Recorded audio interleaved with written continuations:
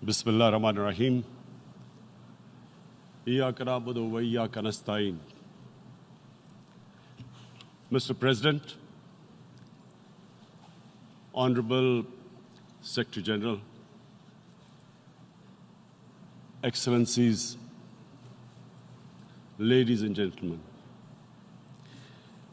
I feel honored today to represent my country at this forum of world leaders, where we have a chance to discuss problems that the world is facing.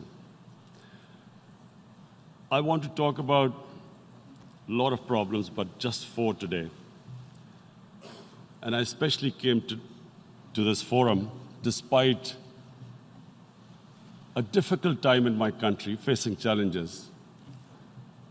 I would not have come, but because I feel that there are some very urgent problems which the world must address. So first of all, I start with climate change.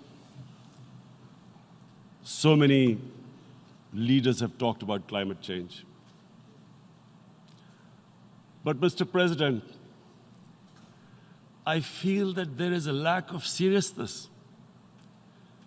Perhaps world leaders some of the leaders who can do a lot, do not realize the urgency of the situation. We have a lot of ideas, but as someone said, ideas without funding is mere hallucination. Pakistan, I'll give you start with my own country. Our country is amongst the top 10 nations in the world which are most affected by climate change. We depend upon our rivers. We are mainly an agricultural country.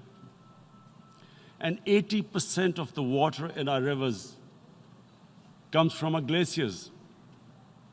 The glaciers not just on the Pakistani side, even India. The river, the 80% of the water in Ganges and the Indian rivers also comes from the glaciers, from the Himalayan glaciers, Karakoram, Hindu Kush. And these glaciers are melting at quite a rapid pace. We detected already 5,000 glacial lakes in our mountains. And if this keeps going, if nothing is done, we are scared that humans are facing a huge catastrophe. In my country, when my party came to power in the province of KP, we planted 1 billion trees in 5 years. Now we've set ourselves a target of 10 billion trees in Pakistan. Idea being to counter the effects of global warming. But one country cannot do anything. This has to be a combined effort of the world.